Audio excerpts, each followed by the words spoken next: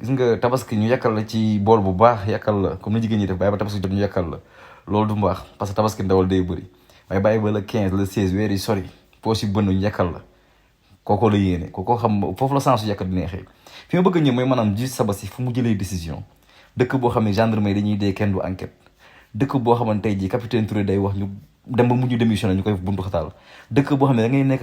maanaam tey jii médecin Ousmane Sonko ñu lay dab ci mbedd bi la mbëkk ki vélo maanaam persécution bi bëri dëkk boobu nag boo fa xeer gor nga mooy fu ne jamono ji Sénégal dafa naqaree waxee moo tax gor ñu rek kay wax soo amee looy sóor parce que mbokk naan ay dëkk bi wóorul noppil déedéet di affaire ñuy war code CI di ko wax moo tax Sabassi vrai gor la fii justice bi ndërmee loo foofu la waxee fii kii moo dugg ci histoire kii mooy sauver justice wane na yàlla rek a fi ne juge daa fort te daa waatoon waaye bu defoon ne comme gars yi non justice bi juutu na ba ñu mooy loolu amuñ ci woon sax yaakaar mais heureusement ba ndax fu mu daan taa foo demee fekk fa tepp tepp